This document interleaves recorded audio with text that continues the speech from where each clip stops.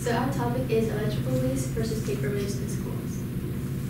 So first off, what differentiates the two? Basically, paper waste is any discarded paper. So in schools, that would be like textbooks, books, worksheets, and papers. And electrical waste is any discarded electronic device, like a Chromebook or a laptop or even a smartboard. Okay, so this brings us to the accessibility of such waste. Due to socioeconomic factors in the working class, public schools, the easy accessible paper being more affordable, leads to more waste and more paper wastes. The opposite of this being private schools who can afford higher amounts of technology and can be more funded.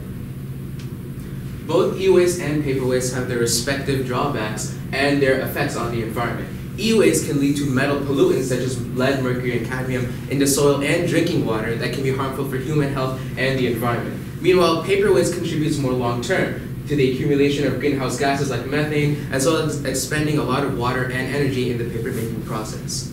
And as for the future, we're seeing that students and teachers are swaying towards preferring electrical learning more, and that can be tied to COVID-19 because students and teachers both had to navigate and experience the benefits of technological learning. So because of that, there is more use in electronics and therefore more waste as opposed to paper waste produced. And also schools are becoming more aware of their waste impact.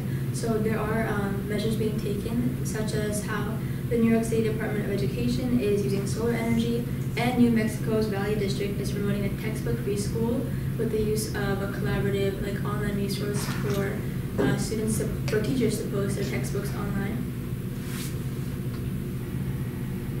Alright, so let's understand this issue through an example. A study conducted in Surabaya City found that 83% of schools produce e-waste primarily from IT and communication devices.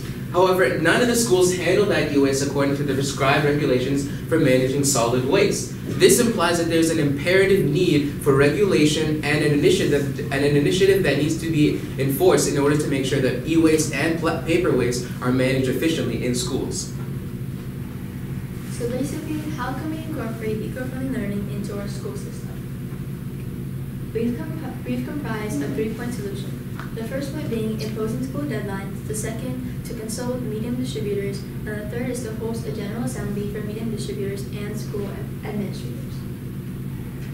So for school guidelines, the guidelines that we want to include are that schools should be required to recycle paper waste because that's just a simple and efficient way to get rid of any paper waste accumulation. And we also want to teach both students and teachers how to learn and teach sustainably so that they can produce less waste for and within school. And then also to prevent electrical waste from accumulating, we want to donate and recycle electrical waste. And we also want to promote online textbook use because that would decrease the amount of paper waste produced, but we are aware that that would also increase the amount of electrical waste produced by increasing the amount of use of electronics. So to combat that, we also included that solar energy should be used by schools. And having these school guidelines to help with the waste management further establishes that there is a problem with waste, something that not everyone is aware of.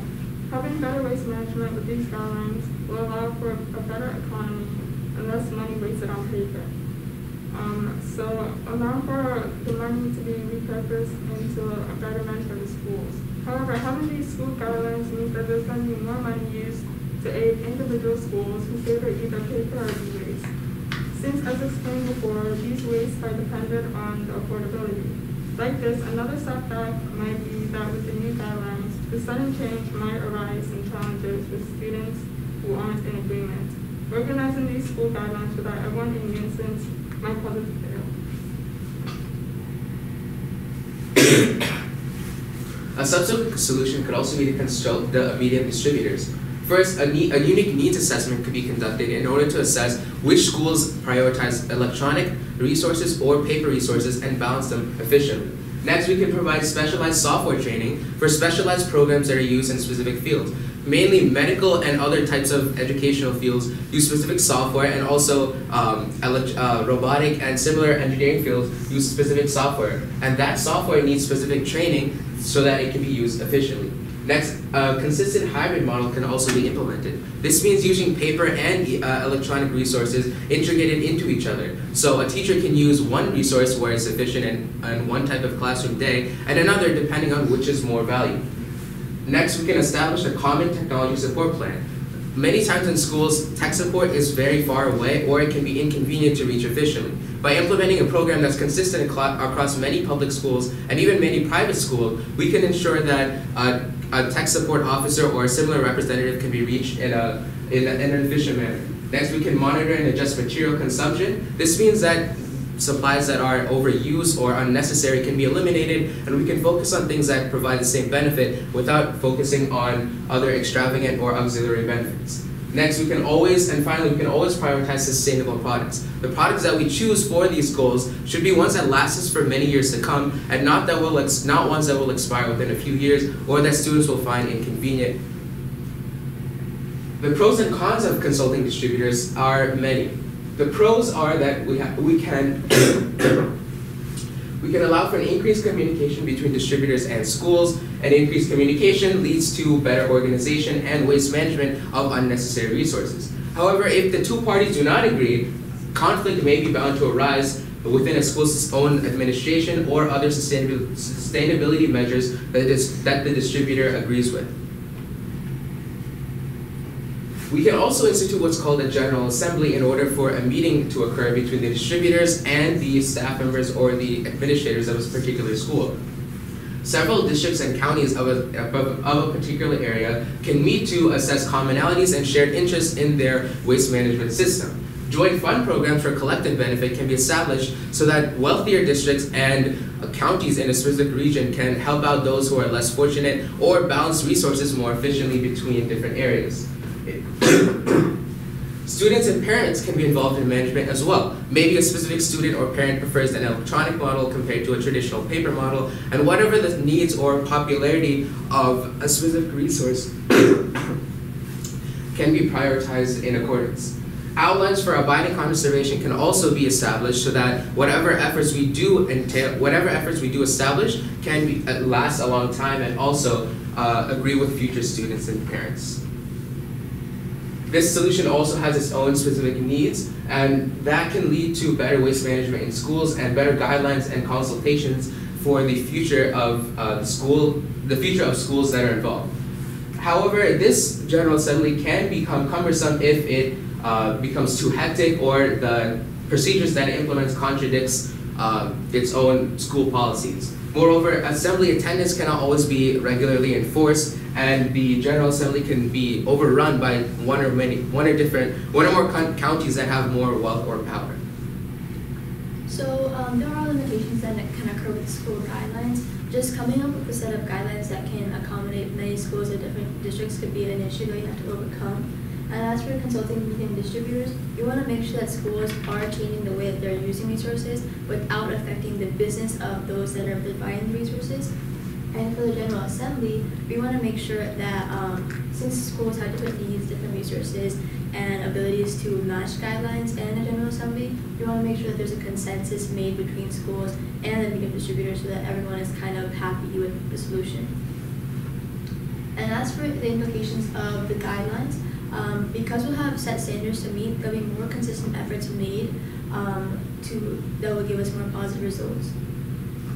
And having contact with the sources will lead to a better waste accumulation, which will be beneficial. And it will also cause changes to how the school consumes resources. Finally, group efforts to combat this crisis can be promoted, which might cause short-term confusion, but in the long term, less electronic waste and paper waste can be accumulated in schools. Thank you. Okay. You guys can clap, it's okay. And do you have any other citation slide, or is that it? Cool, all right. So I'm going to ask each of you folks a question. Take them, it's okay. All right, I'm going to start with Tonyan. How did the group decide what claim was going to be presented first? So first we want to establish the problem. So since government focuses more on the economic part, the ways we just wanted to establish that first. Then we can use that to solve the solutions and figure out how we're gonna combat Okay. this. Shad. Describe an argument from one of your peers' individual reports that make you think differently about your team's solution or conclusion. I think that Tony has focused a lot on the cultural aspect of this issue, and I think that plays a lot more into our solution. Our solution is a lot based on logistics and implementing things from a larger governing, point of view. But hers focused more on the position of students and teachers themselves, which we didn't highlight as much in our presentation. That's more of how students and teachers would prefer their own methods. So some students we didn't really give too much outlook on the student perspective as much. Some students might prefer a specific learning method or a program that they like, or like they might like Chromebooks or other mediums that are in use. We sort of generalized it and we didn't highlight that perspective as much as we should have. Okay. And Sanjana, what is an example of a compelling argument from one of your peers' individual reports that you decided to exclude from your team's presentation, and why? So Shavin, in his paper, he had a specific study regarding like different statistics of the effects of e-based learning and like the waste accumulation on like the environment in general. And while that is relatable to our argument, we didn't include those specific statistics because we didn't want to distract from our solution, which is preventing those things from happening. And it's more focused on Tony Ann's paper, which is the socioeconomic factors. So. Okay, that's it.